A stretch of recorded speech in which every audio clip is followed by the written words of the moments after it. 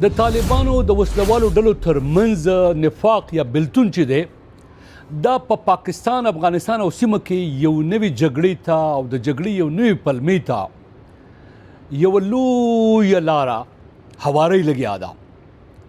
ټي ټي پي وایي چې جماعت الاحرار په ممکنه توګه د داعش خراسان ډلې سره ملګری کېدی شي کوم چې په پاکستان کې موجود دی او د افغانستان لپاره د خطر سبب ګرځي. د ورځې مخکې جماعت الاحرار ډلې د ټي ټي پي نه د بېلتون اعلان وکړ.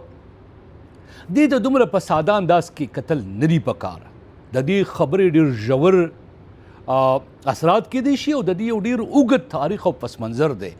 جماعت الاحرار ډله دسوک د ټي ټي پي نه ولې بیل شو؟ دوی آیا دا هم کولی شي چې د هیبت الله خونزاده صاحب د بیت نوم لاس په سر شي او خپل د ټي ټي پي او تحریک طالبان افغانستان خلاف په جګړه کې شامل شي؟ که چېرې داسې وشي اثرات یې څه کېدی شي؟ په دې بحث کومه. خو لومړی د جماعت الاحرار ډلې جوړېده، د دې د مشرانو بدلېده، را بدلېده، وژل کېده او د دوی او د ټي ټي پي ترمنځ د اختلافاتو په تاریخ باندې یو نظر اچو. وتلي خبریال نذیر سهار په دې موضوع باندې د افغانستان انټرنیشنل پښتو په څانګه په ویب سایټ باندې یو ډېر تفصیلي مضمون لیکلی دی. د سهار سے په اند د 2015 کال په وروستیو کې افغان طالبانو په ټي ټي پي فشار سے واقع که جماعت الاحرار له ځانه نشي بیلولی لږ تر لږه دی په ورکزو، کرم او خیبر کې د دې ډلې اثرات چې دي یا فعالیتونه چې د هغې مخه ونیسي. دغه فشار د مئی په 19 په کوربه کې د ټي ټي پي او جماعت الاحرار ترمنځ یوې خونړۍ نښتې ته لاره پرانسته چې په نتیجه کې د قومندان ممتاز امتي په ګډون د جماعت الاحرار 18 وسلوالو وژل شول. په پیښه کې ویل کېده چې په وژل شویو کسانو کې ځینې د خوست له صبریو منګلو قبیلو سره هم تعلق درلود. د جماعت الاحرار په حق له ویل کېږي چې خپلو لیکو ته یې ګڼ شمېره افغان وسلوال هم ورننوښتي دي. د کورمې د برید په ترڅ کې د تختول شوو وسلوالو د خلاصون په سر خبرو اترو کې یو ځل بیا افغان طالبانو ټي ټي پي ته ویلي وو چې جماعت الاحرار له کورمې، خیبر او رګزو نه بهر کړي. افغان طالبان په جماعت الاحرار شکمن دي چې ښایي د داعش د پیاوړي کېدو سبب وګرځي او یوه برخه یې په داعش د بدلېدو پوټنشل هم لري. د جوب د سیمې څوکۍ نه سربکف ممند لرې کول هم د افغان طالبانو له ورته اندېښنې سرچینه اخلي.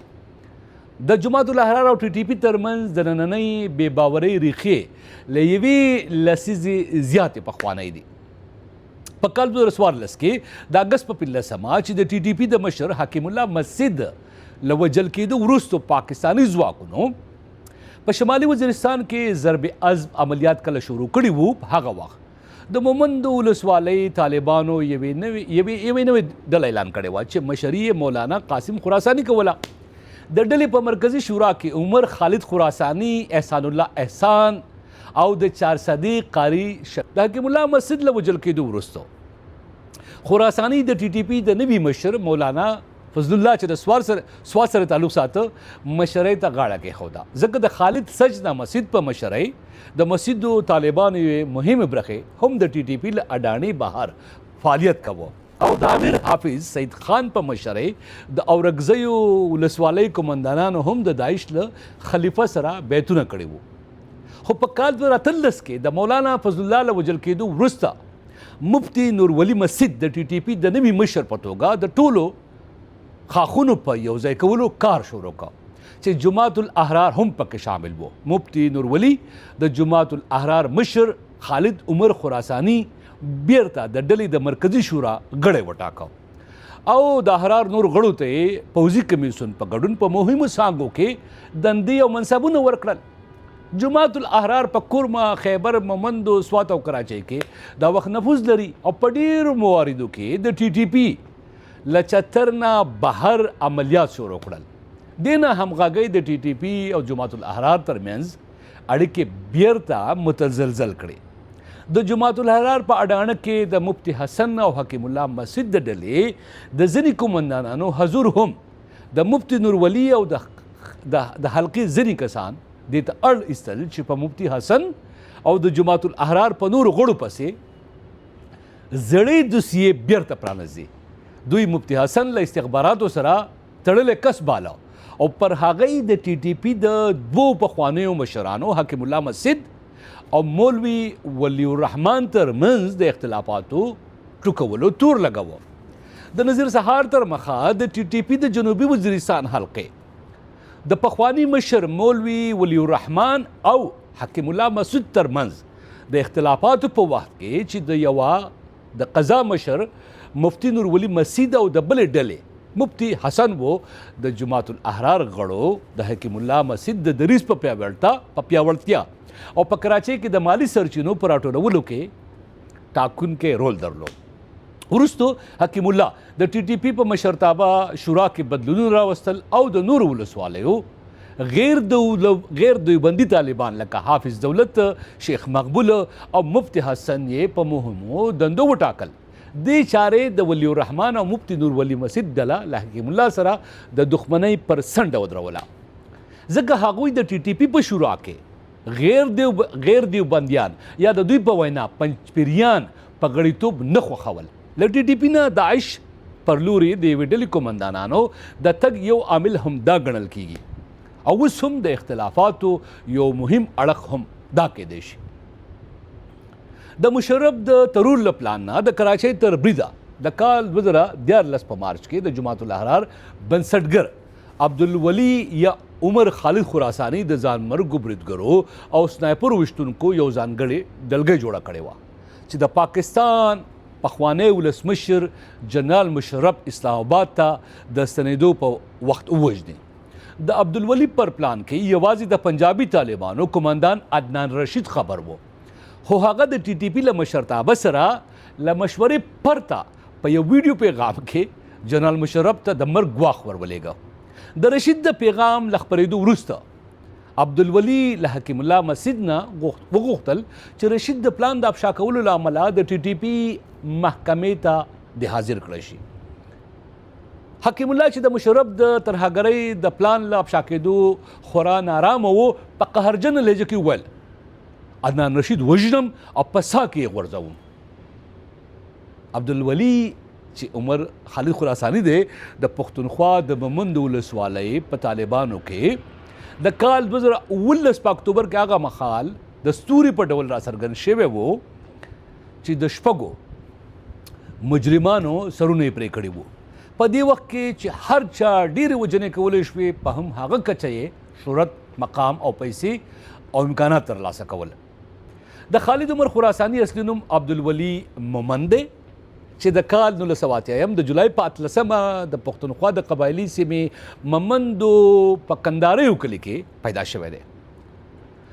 هغه خپل جهادي یون په کال 1996 کې د کشمیر د حرکت المجاهدین له ډلې شروع کړی و او په افغانستان کې یې د طالبانو په لیکو کې هم جګړې کړې وې. د 2009 کال په جولای کې د اسلام آباد د سور جماعت یا لال مسجد او حفصه جامع پر ضد د پاکستان د امنیتي ځواکونو د عملیاتو په غبرګون کې خراساني له ګڼو وسلوالو سره د مومندو د تورنګزو صاحب جماعت ونیو او له هم دې ځایه د حکومت پر ضد د جګړې اعلان وکړ. همدغه کال په دسمبر کې هغه له بیت الله مسجد سره بیعت وکړو او د ټي ټي پي تر چتر لاندې د مومندو ولسوالۍ امیر وټاکل شو. عبدالولي د کال 2008 په جولای کې په مومندو کې خپل محلي سیال شاه خالد او د هغه 15 جنګیالي له دې امله ووژل چې تازه د هغه مرستیال قاري عبید الله په جنوبي وزیرستان کې له بیت الله مسجد سره لیدلی وو. د ټي ټي پي مشر بیت الله مسجد خپل اعتمادي کسانو حکیم الله مسجد او قومندان تاجګل مومندو ته ولېږل چې له عمر خالد خراساني سره ګډ کار وکړي او د ټي ټي پي د لیکو په پراختیا کې تر کار واخلي. مومندو ته د حکیم الله او د هغه د ملګرو له تګ یوه ورځ وړاندې په دې سیمه کې د مولانا لیاقت په مدرسه هوایي برید وشو او ګڼو طالبانو ته پکې مرګ ژوبله واوښته.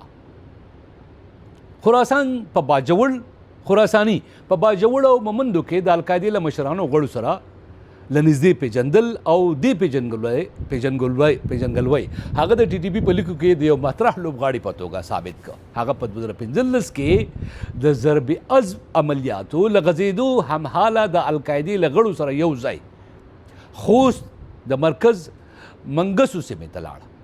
د القاعدې غړي څو میاشتې وروسته د قاچاق وړونکو په مرسته له کورنیو سره یو ځای ایران او له هغه ځایه سودان، ترکیه او یمن ته لاړه، خو خراساني په کونړ کې پاتې شه. اوس دا ټول اوږده قصه ده او د نذیر سهار صاحب ډېر تفصیل سره لیکلې ده. که زه دې نه لږ راوګرځم او په دې اوس بحث وکړم چې د ټي ټي پي نه د جماعت الاحرار بېرېدل غټ خبر دی د ترهګرو ډلو یا وسلوالو ډلو یا ځان ته مجاهدینو ویونکو ډلو ترمنځ پاکستان کې دوی بریدونه کول.